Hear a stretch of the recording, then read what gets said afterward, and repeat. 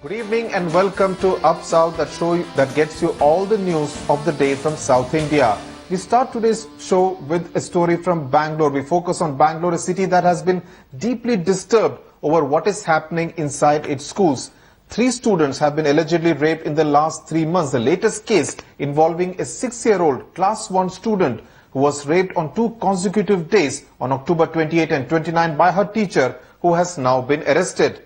Meanwhile, Chief Minister Siddaramaiah, as if it was some routine administrative matters, simply said that the safety of the students, the responsibility for that lies with the school management. Pratibha Raman reports from Bangalore.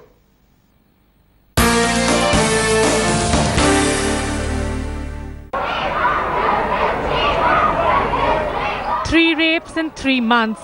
That's the new unfortunate identity of India's tech capital, Bangalore.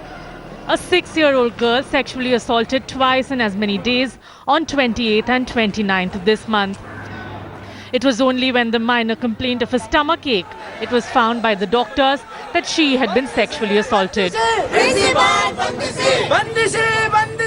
6-year-old girl, she has been sexually assaulted on 2 occasions, that is on 28th and 29th. So today the mother of the victim, she has come and she has filed the complaint. Cops have arrested Jai Shankar, a Hindi teacher in the school, who is the prime suspect. A case has been registered against the school for not complying with the safety guidelines. But if you thought the Karnataka government would be shamefaced by the spate of rape cases in schools, you're wrong.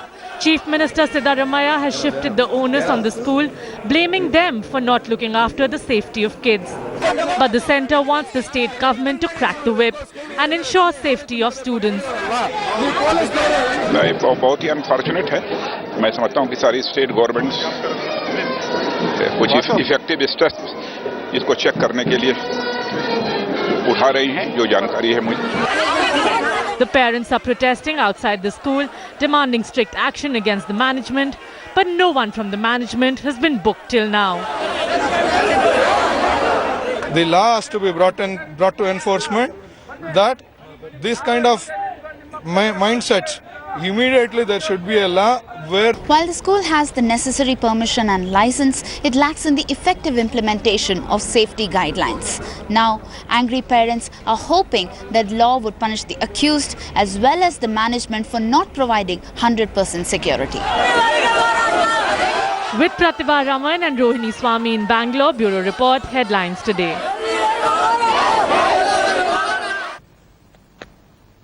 Joining me now from Bangalore are my colleagues Rohini Swami and Pratibha Raman, also S. Raghu, an MLA from Bangalore City, as well as Harish Bijur, well-known brand consultant, joins me from Bangalore. To you, Mr. Raghu, first, the Chief Minister says there that it is primarily the responsibility of the school managements to keep their students safe when they are on the premises. Now, do you think that the government can actually crack the whip instead of displaying a very laid-back attitude? It is definitely its government's responsibility. They cannot run away from the responsibility. They should give the strict guidelines to the schools, such that they should follow all the guidelines. Whatever the 9 points they have drafted, it has to be implemented by the school authorities.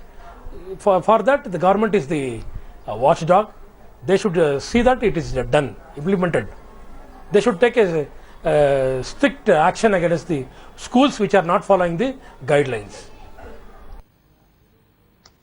Right. Pratibha, the situation is such that every day till the child actually returns home from the school, the parents are now going to be concerned in Bangalore. You have been talking to the parents there in Bangalore. What are they really planning to do now? Well, there's been a lot of anger and disappointment, a lot of pent-up emotion among the parents here, because time and again they have been protesting, they have been insisting the government must do something, but absolutely no action. It's only a repeat of such incidents that they see. So, what exactly do you plan to do now? I'm sure there's a lot of despair among all the parents here now. Yeah, I think the only thing we as a parent feel key, the management should take strict action, man, against the culprit. Okay, the culprit has been booked, right? Okay, we as a parent want a clear answer from the management of the school. number one. I'm sure there's a lot of anger. What exactly do you plan to do? Are you feeling very disappointed that the management hasn't come forward? Not good. They're talking roughly in parents. The management is talking roughly, and what is disappointing them most is the fact that the management hasn't really come forward to extend support to most of these parents, especially after such an incident that has taken place here, and that is what they are saying has let them down terribly here. Back to you, Sudhi. Right, Pratibha. In fact, breaking news coming in from Bangalore. A 17-year-old girl is alleged to have been raped in the Pulikesh Nagar area of Bangalore. The police has arrested the accused under POCSO and 376 complaint has been registered. The incident apparently happened at her home. Rohini, you have one of the school principals with you. Now, what does the entire school management fraternity have to say? Because the Chief Minister has clearly passed on the buck to them. Now, do they feel that the buck stops at their table, that so long as the children are within the school premises, it is their responsibility to keep the children safe? Well, once the Karnataka Chief Minister, Mr. Siddaramaiah, made his statement saying it's a responsibility of the school management, there was outcry, not just amongst the school managements also, but amongst people also, because they said that Mr. Siddaramaiah is an elected representative of the people. It is also the duty of the state government, of the Home Minister and the Chief Minister to safeguard the people who have elected him. Yes, and let me also speak to the principal and also Mr. Shashi Kumar. If I can ask you the first question. The Chief Minister has said, Mr. Siddaramaiah, that the buck stops in the school because the incident happened in school. How do you look at this incident that the onus is now on the school management to take care of the safety and security, and the buck is being passed on to the school management?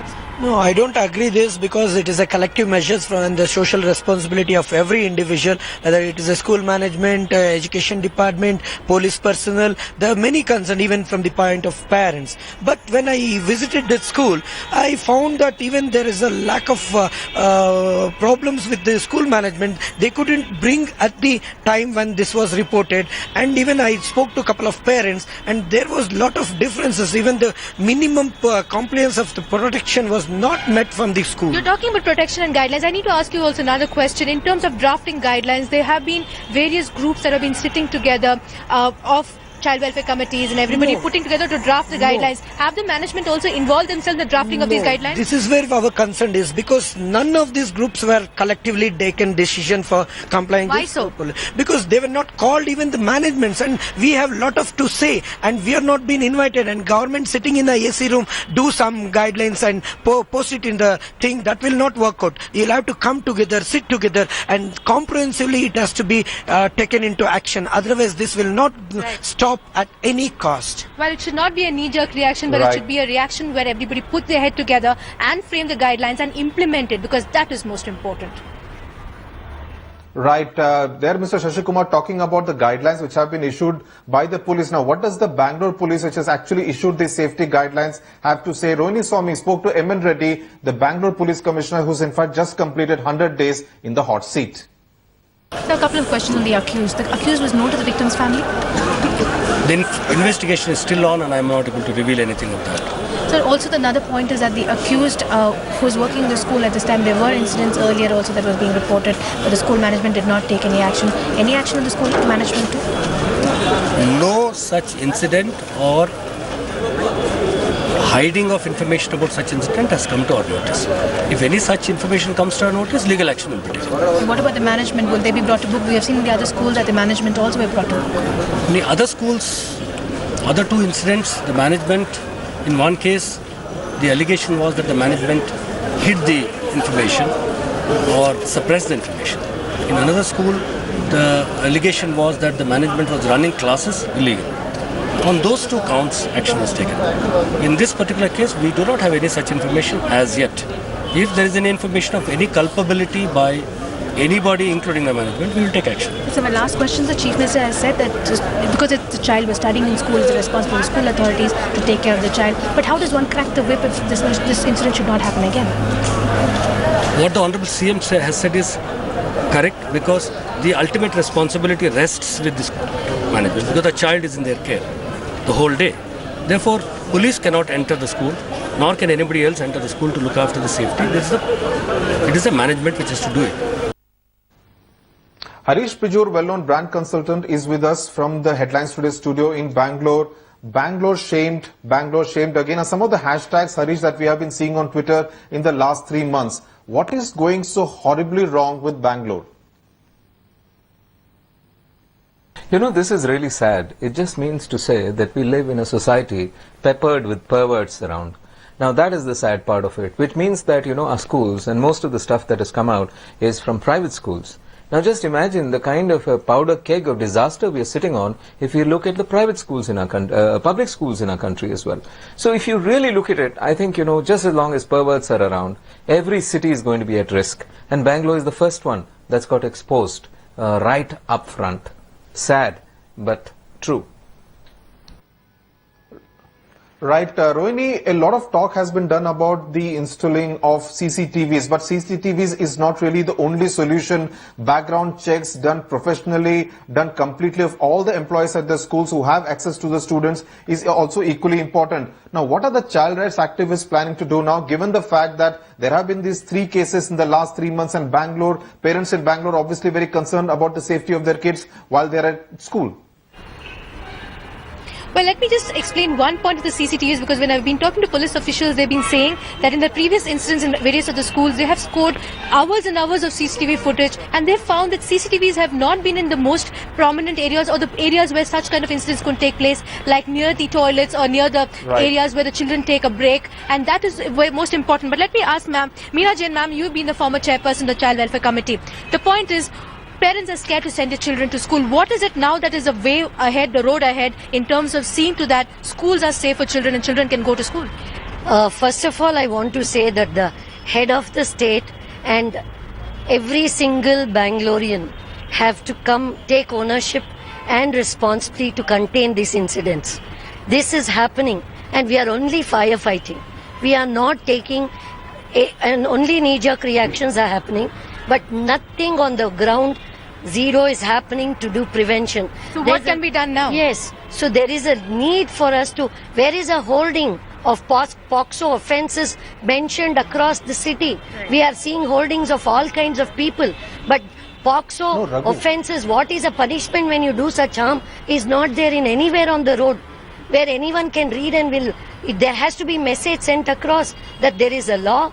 There is something which is going to affect you if you do some harm. It's an interesting point, ma'am, saying POXO hoardings instead of hoardings of politicians around. But also one quick question I had to ask you is about safe touch and unsafe touch, which needs to be brought, because parents and children need to be told this time and again, so the children reported in case such things happen. So we need to work out kind of unsafe and safe touch measure programs at different levels. You can't talk about the same at a 5-year-old level and an 8-year-old level and a 10-year-old or a 15-year. Everything has to be designed to match the child's mental maturity for her to understand what is safe touch and unsafe touch. And believe me, it has to happen together as a team between parents, school, civic society and everyone. Where is anything happening in city? I don't see anybody wearing a badge on the road and going saying I champion child safety. Right. I don't see anything that is collective effort is what you're saying. But most important, ma'am, if I can also raise this thing about the fact that people get together as society and take this forward, create a roadmap and see to that the predators and these people, children who are victims, who are vulnerable victims, are also the people who are predators who prey on them, are booked, and there should be stringent action against them. Well, there has been a lot of outrage among the civil society. Mr. Raghu, but your party, the BJP, which is in the opposition in Karnataka, also seems to be keen to ride on this to make political capital. Surely this is really not the time and the occasion to actually do something like this. No, the Congress people have instigated us to come out on the field to protest for this issue. And we thought we don't want to politicize it. As a area MLA, I want to come and support the parents and the public. But they instigated, Congress people instigated BJP to take the flags and protest in this issue.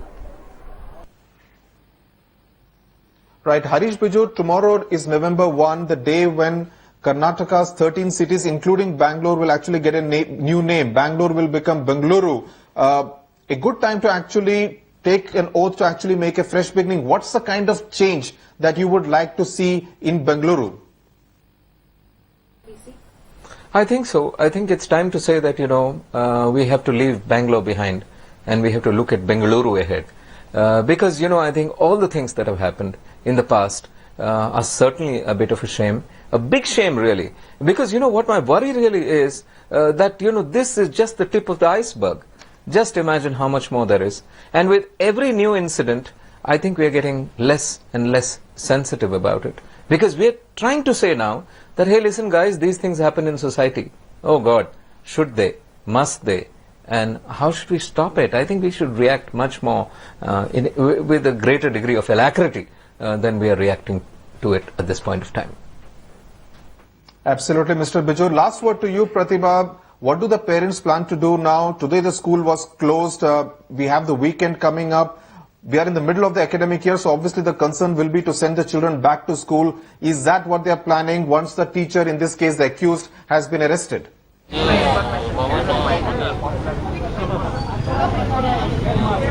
Well, in fact, all of them are really waiting for the school to reopen. They are waiting here to see whether the management would lend its support. It's not just a mere SMS that they expect from the management, but then the management must come forward, talk to them, put them at ease, and tell them what kind of guidelines or what can be the steps that can be taken to ensure such an incident doesn't happen. So, do you feel that the school is a big letdown in terms of security, and what do you expect the management to do, and what do you want to do?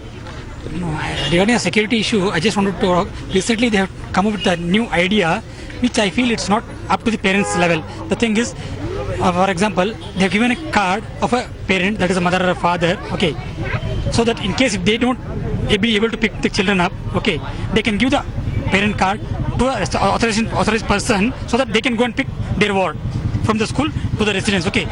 In case if the parent misplaces the card, if it goes to somebody else on the street or on the road anywhere, okay, that concerned person can get the card and they can pick the child. So many loopholes there in terms of security and access issues inside the school, and all such issues must be addressed and must be rectified, and that is perhaps why the parents have been agitating right since morning to ensure that the management would come forward and answer all their queries. Sudhir. Absolutely. It's a big concern for parents there in schools in Bangalore. Pratibha Raman, Rohini Swami, Harish Bijur and S. Raghu, thanks a lot for joining me on Up South with all your guests. A very important issue, and we will continue to track that very closely on Up South on Headlines Today. You're with Up South. News now from Tamil Nadu, which has become tense a day after a Sri Lankan court awarded the death sentence to 5 Tamil fishermen for allegedly possessing narcotics. Tamil parties led the charge on the streets of Chennai, staging massive protests, burning Sri Lankan president's effigies, and demanded the centre's intervention immediately. The fishermen were arrested in 2011 by the Lankan Navy for allegedly possessing narcotics and have been given time till November 14 to appeal in the Sri Lankan Supreme Court. Meanwhile, NDA ally and MDMK chief Vaiko has slammed Prime Minister Narendra Modi on the fishermen issue. Vaiko said, and I quote, "I condemn Modi for giving so much of freedom to Rajapakse. That is why the Sri Lankan court has penalized the fishermen. Sri Lankan judicial system is just a play toy of Rajapakse and the Lankan government. Acts against Tamils only because of Modi's encouragement." Unquote. For the past 25-30 years, Tamil Nadu fishermen is being killed. Now, they are judicially doing it. So that is what even UNHRC, Amnesty International, HRW blamed that the Sri Lankan judiciary is not a honest judiciary. It is a biased one. It has been controlled by the government of Sri Lanka. So, such kind of tools is being repeatedly used by the Sri Lankan government to persecute the Tamil fishermen. And what about the sovereignty of the people? Sovereignty of the people is the sovereignty of the nation.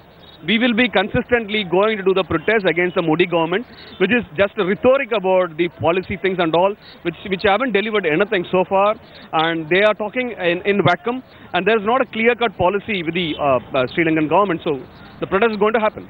Our High Commissioner today has had in Colombo, has had detailed discussions with the lawyers. Their assessment is that there has been a miscarriage of justice, and they would like to appeal against that. They are, as of now, waiting for a authenticated or final copy of the judgment, and only based on that they will take the next action. And that next option, of course, will include a possible appeal to the Court of Appeal against this judgment.